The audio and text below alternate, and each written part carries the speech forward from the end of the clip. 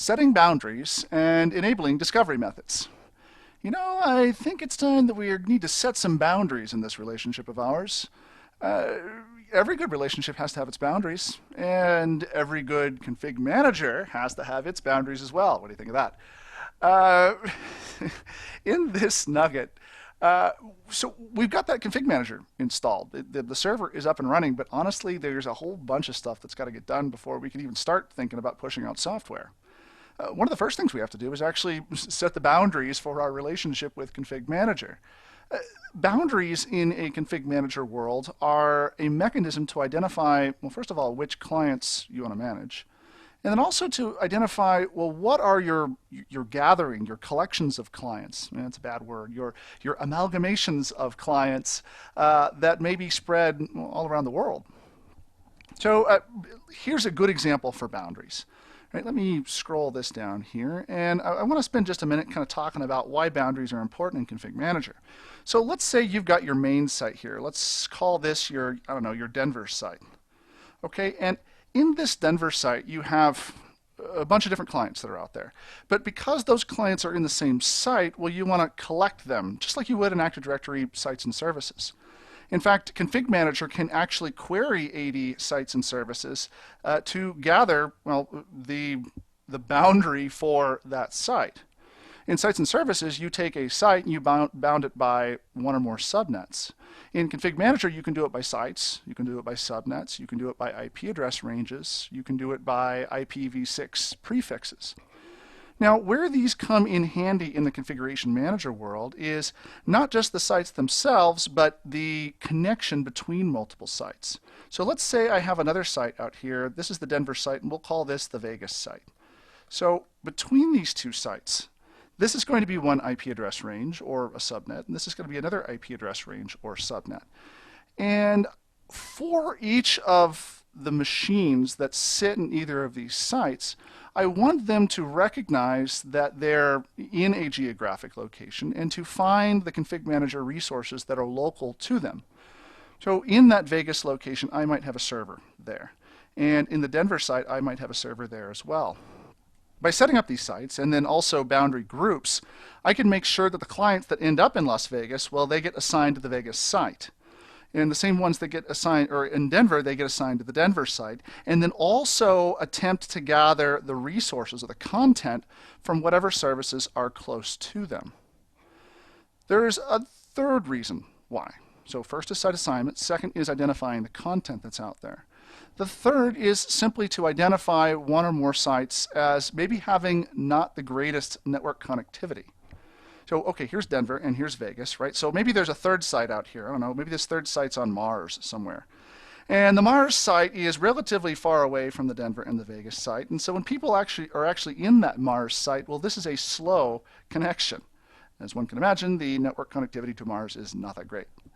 So I can identify that this is a slow connection and then make decisions about those clients based on the fact that they're in that slow connection. A more real world scenario might be not the Mars site, but in fact your VPN site. So when people come into your VPN subnet, they can then from that location, maybe you don't want to push down full service packs, or maybe you don't want to push down, I don't know, operating systems or really, really big patches to that site because, well, it's slow. Instead, you might just push down updates or configuration changes or things like that. So this whole notion of boundaries in Configuration Manager is essentially what allows you to make those decisions. First of all, pointing clients in the right direction, and then also how and what kinds of content that you want to deploy to them. In this nugget, we're actually going to spend time first talking about boundaries. Okay? And then once we've talked about those boundaries, then the next thing we're going to do is talk about discovery methods as well. So boundaries, as I said, are locations that contain devices to manage and are described by one of those four concepts: 80 subnets, sites, prefixes, and address ranges. And they are used for automatic site assignment, for directing clients to the appropriate content, and then defining anticipated connection speed. Now, what's important here as it relates to those content locations is this piece right here. That's the fact that when I think of content, I'm really only concerned with two things.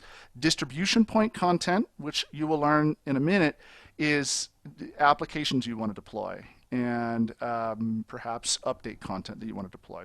Packages, stuff. And then also state management points, or when you go about deploying operating systems, there are some circumstances when you need to strip off the user data before you refresh an OS. Well, the state management point, as you'll find out much later, is the mechanism that allows you to strip out that user data and then re-inject it back into the replacement operating system. Once your boundaries are set, the next thing you have to do is then determine what kinds of discovery data you want to begin populating your config manager database with. Now, there's kind of a mnemonic here that I'd like to use, and you might want to just take a note here. It's this: D and then an arrow that points to I. And I tell people this because the discovery data in a config manager organization is like data light, right? It's a subset of the data that gets populated typically from Active Directory that lets you know generally what kind of stuff is on your network.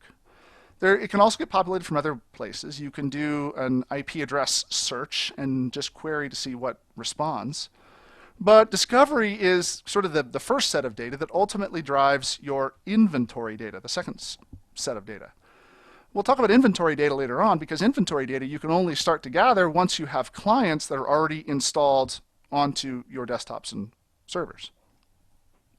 There's a little bit of inventory data you can get nowadays without those clients, but really, if you follow kind of the long-standing mindset with Config Manager and SMS, is that discovery data comes first, and then inventory data kind of comes from that. So the resource discovery methods are there to help you find potentially manageable objects. There are six types of discovery methods. Active Directory Forest, System, User, and Group Discovery are the first of those four. Now, AD Forest is a special kind of discovery. It's essentially looking out for the entire forest and really kind of the topology of the forest. Forest discovery can be used to help you identify what your Active Directory sites are up here at the top. System, User, and Group Discovery do exactly what you think they do. They discover the systems in AD, the users, and then the groups and membership of those groups in Active Directory. Two other discovery methods here are a network and a heartbeat. The network discovery, at least in the old days, not that many people used network discovery. Okay, network discovery is I'm going to scan a range of IP addresses and see what responds. And you don't know what could be on those IP address ranges. It could be a printer or a Cisco device or a Mac. So fresh out of the box, there's not a lot of stuff that you can do with things that are captured by network discovery. I tend to tell people to leave it off until you start implementing more, until you get a little bit further along in your config manager lifecycle. The last one here is heartbeat discovery, and you will just turn this on and you will leave it on and never turn it off. So you pretty much just never touch the thing. So let's take a minute now and actually minimize this and take a look here in Config Manager 1. This is the Config Manager console we're taking a look at here. And what I want to do is show you kind of, well, how to configure these boundaries and boundary groups, and then also how to set up all these discovery methods. Honestly, the amount of time it takes to learn how to do it is less than really the understanding that you need to have for how they work. So the boundary identifies, or it describes the geographic location. Okay, so and when I create a new boundary, let's see, our office, the boundary is going to be, well, how do I describe that location, our office? Well, if I choose an IP subnet, well, I do 192.168.0.0, and I've got a 24-bit subnet mask here, which gives me that subnet ID. Okay, I'm going to hold off on clicking the boundary groups here for just a minute because I want to show you that, poof, there is your boundary. You can create multiple boundaries as well. You want to try to keep them from overlapping wherever possible, but I can set up an Active Directory site, for example, and hook it up to, in my case, the Denver site. Or I could do, in addition to those, I could do the IPv6 prefix or an IP address range. So however these make sense to you. Now, as you think about it, describing a geographic location may not necessarily describe in whole what you want to do with those machines. So in the Denver site, you might have three different subnets, the .1, .2, and .3 subnet, and they correspond to the first, second, and third floor. Now, you don't have to make separate decisions about them because they're all in the same LAN. So I can take multiple boundaries and then consolidate those into a boundary group. So let's call this our boundary group. And our boundary group will consist of the O.O boundary. Any client that's in O.O ends up in this boundary group. Now, the reason why we create these is, as I said, you can have multiple subnets or multiple sites in a boundary group. But the boundary groups also identify what you're going to do with this data that you're inputting into Config Manager. The first thing is site assignment.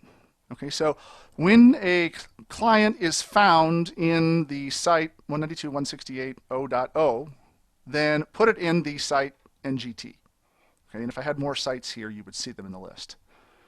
The second thing is this content location. So when I have the user in the NGT site, which of the site system servers do I want that user to work with?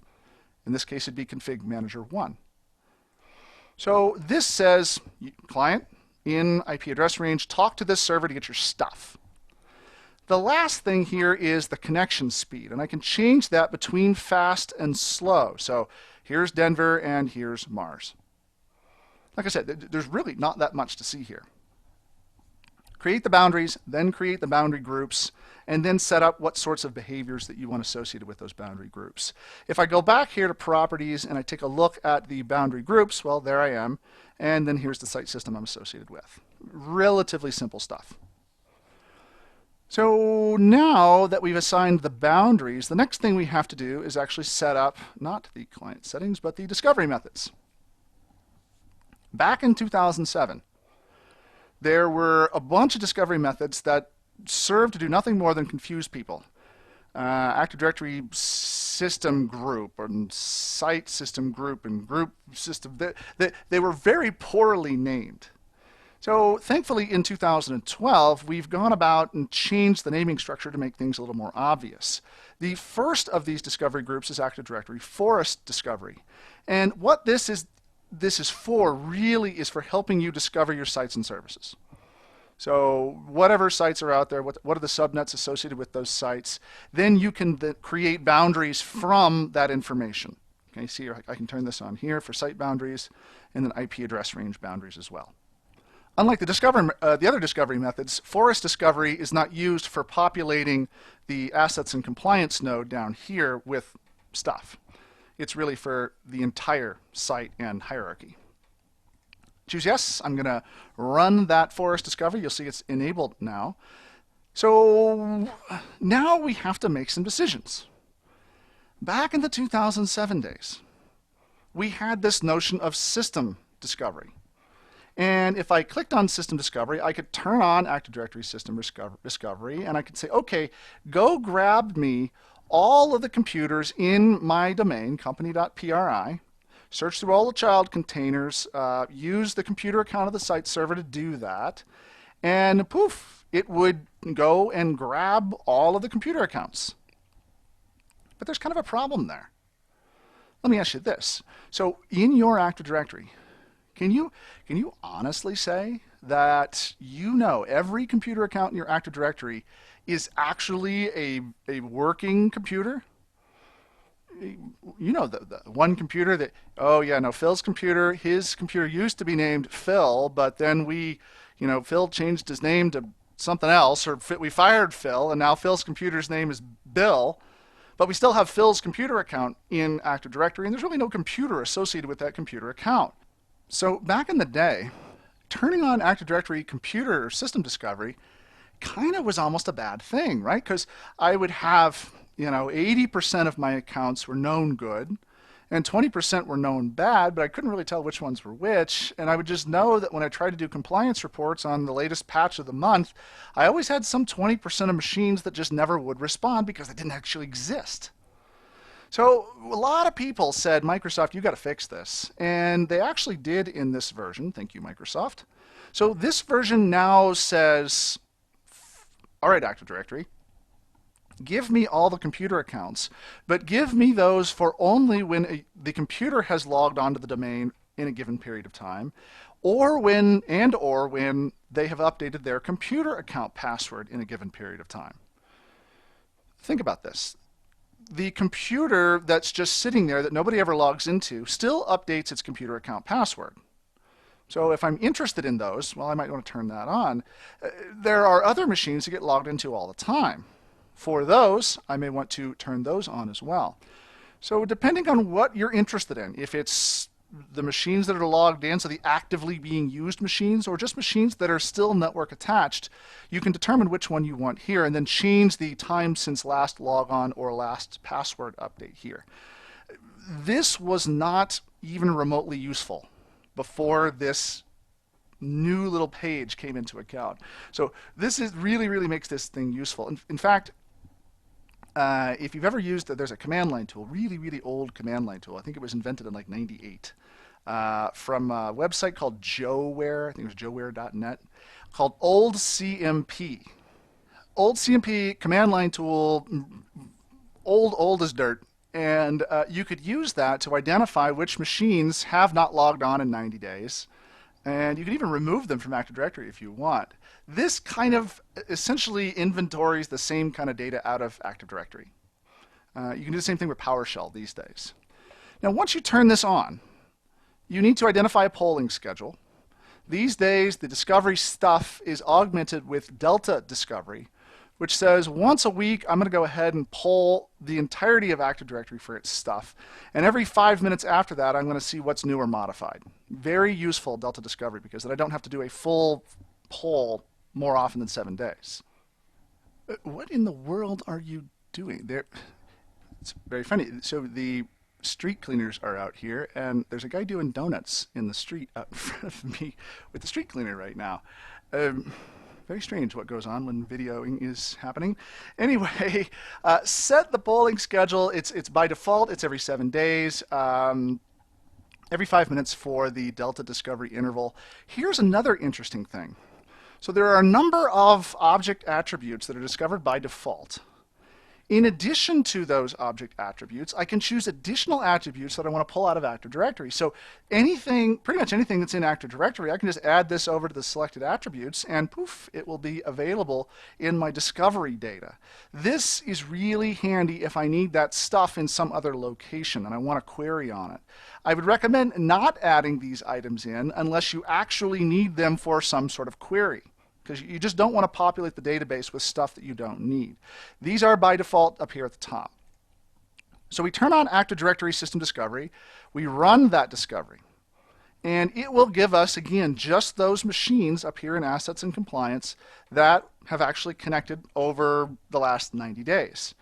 So Config Manager 1 was the only one that was there before. If I hit the F5 key, give it just a second or two to actually update, I should actually get some devices in here in just a second.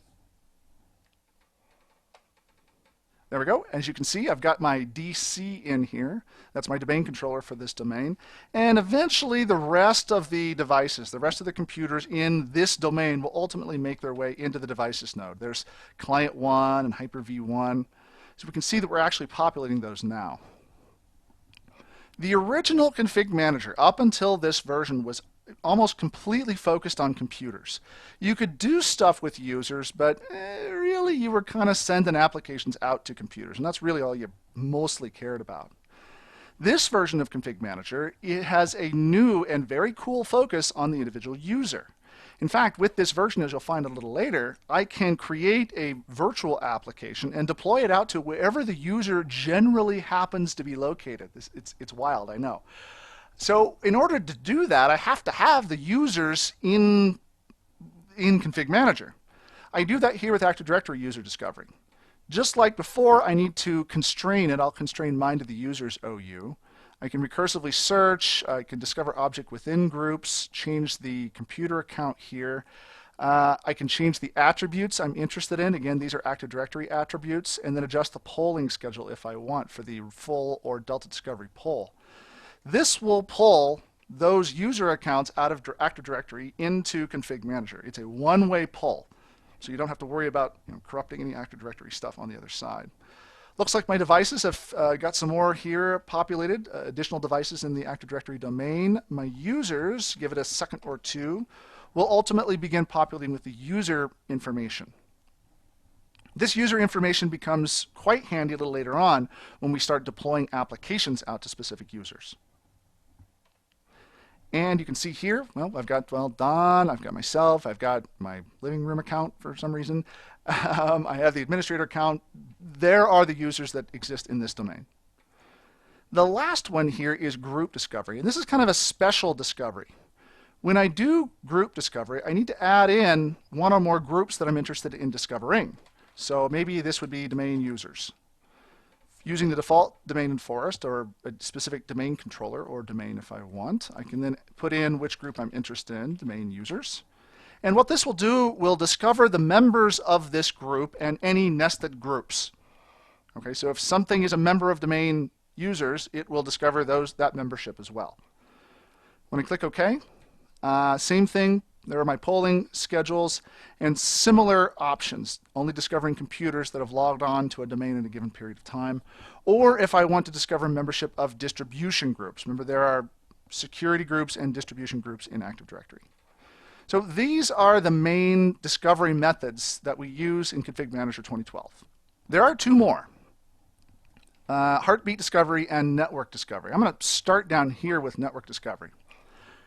Again, and you can take a different philosophy about how you're Config Manager, but my philosophy with Config Manager is that Config Manager is not just there necessarily as an asset inventory tool. It is a great asset inventory tool, but it is more so an asset inventory and management tool. So collecting a bunch of object data for objects that you can't manage via Config Manager is kind of, it might not be a good idea. Again, it could skew some of your compliance statistics when we start talking about reporting. So enable this at your peril. If you do enable it, you can choose topology. I can check to see what client is there, and then also the OS of that client. I can check over network or slow networks if I want. And then from there, I can constrain it down to specific subnets, domains, SNMP community names. So I've got networking gear out there that's got SNMP community names to read data off of it. Specific devices, one or more DHCP servers. So I could point it up to my Microsoft DHCP server and just say, give me everything on you, and I'll input it into my database. This is kind of nice if you have machines in a work group, and we all have them. So those machines still need to have IP addresses. When they do, well, I can just query the DHCP server because they might have gotten their IP address from the DHCP server, and I can find out where those missing machines may exist in my network. And then lastly, what's the schedule for running that network discovery? Okay, how often do I want to do it? You'll notice I can do multiple schedules now. So this is the network discovery properties. Again, I'm going to leave mine off for now because I don't want to populate my config manager with a bunch of objects that I can't manage. The last one here is heartbeat discovery. Very simply, it is turned on by default. Leave it on. Never turn it off. Never touch it. Heartbeat discovery ensures that discovered objects remain discovered. So once a week, there is some communication that occurs between client and server, and the client goes, hey, I'm still here. I'm not dead yet. And it stays in the database. So leave it on. Don't touch it. Leave it there. So these are essentially the discovery methods that are available to you in Config Manager 2012, along with some, again, just some guidance for how you might turn them on and why. And what have we talked about in this nugget? We've talked about setting boundaries and enabling discovery methods. We talked about how boundaries are locations that contain devices to manage. We talked about the different boundary groups and why I would create them, because I want to do automatic site assignment, because I want to direct clients to appropriate content, because I want to define a connection speed. Talked about the resource discovery methods and how they find manageable objects and that whole discovery begets inventory process. And then down here in the interaction portion, we spent some time actually configuring those boundaries and boundary groups, and then also the resource discovery methods. Next up, we are going to focus on client deployment. Before we can really get clients deployed, we have to kind of set the boundaries for where they get deployed. So that's going to be the topic of this next nugget. But until then, I hope this has been informative for you, and I'd like to thank you for viewing.